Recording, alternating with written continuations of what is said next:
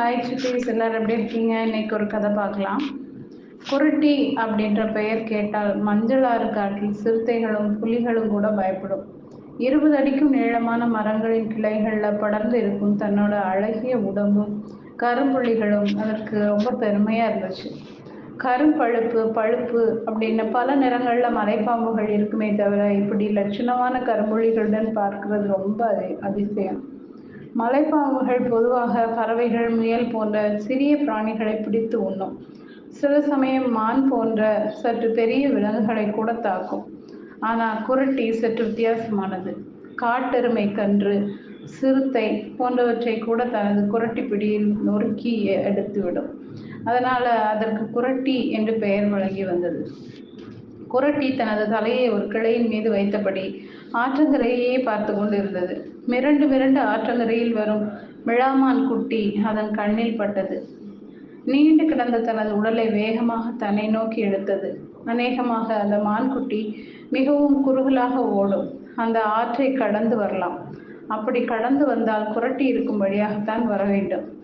அந்த மிளாமான் ஆற்றில் இறங்கியது. குரட்டியின் வாயில் நீர் சுரந்தது.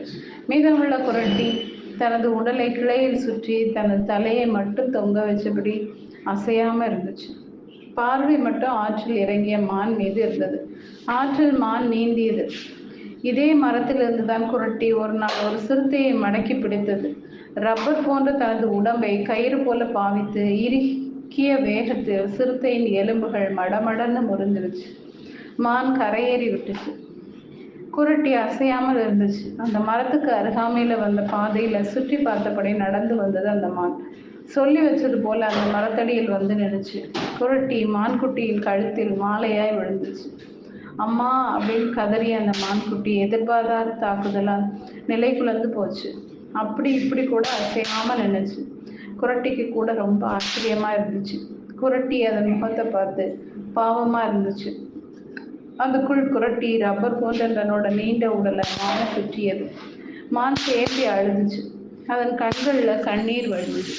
குரட்டி இப்படி திடீர் தாக்குதல் நடத்தும் போது எந்த ஒரு மிருகமும் இதனிருந்து தப்பிக்க போராட்டம் நடத்துமே தவிர இப்படி அழுது ஆர்ப்பாட்டம் செய்யாது. ஆமா, ஏன் அழுத அப்படின்னு குரட்டி கேட்டுச்சு. மான் தன்னோட அழுகையை நிறுத்திவிட்டு உறுதியான குரல்ல சொன்னிச்சு. இப்போது சாவு என்பது நிச்சயமாகிவிட்டது. சாகும் உன்னை அம்மாவின் உயிரை காப்பாற்றிய பெருமையாவது என்னை சேரும். நீங்க மனசு வச்சா எனக்கு உதவலான்னு சொன்னிச்சு. நான் எப்படி உதவ முடியும் அப்படின்னு கேட்டுச்சு. மொட்டச்சி அம்மன் பாறைக்கு சென்று நாவல் பழங்களை எடுத்து என் அம்மாவுக்கு கொடுத்து விட்டு மீண்டும் இங்கே வந்துடுறேன். பின்னர் உன் இஷ்டப்படி என்னை கொன்று சாப்பிடுன்னு சொன்னது மான். நீ மீண்டும் என்கிட்ட திரும்பி வர்ற அப்படிங்கிறதுக்கு என்ன உத்தரவாதம்? நான் சொல்றதில் உனக்கு நம்பிக்கை இல்லைன்னா நீ என் கூடவே வா. நாவல் பழங்களை என் தாய்கிட்ட கொடுத்துட்டு நீ என்னை கொன்று சாப்பிட்ரு. உன்னை விட்டா என்னால் பிடிக்க முடியாது. உன் வேகம் என்ன, என் வேகம் என்ன அப்படின்னு குரட்டி கேட்டுச்சு. என் மீது நம்பிக்கை இல்லை என்றால் நீ என்ன சொல்கிறாயோ அதற்கு நான் கட்டுப்படுறேன்னு சொல்லிச்சு. நான் என் உடலை சுற்றியபடி இருப்பேன். என்னை சுமந்தபடியே நீ போகணும் அப்படின்னு சொன்னது குரட்டி. அது அதற்கு ஒத்துக்கொண்டது. குரட்டியை சுமந்தபடியே போச்சு மான். மொட்டச்சி அம்மன் பாறைக்கு போனது. நாவல் பழங்களை சேகரித்து கொண்டது.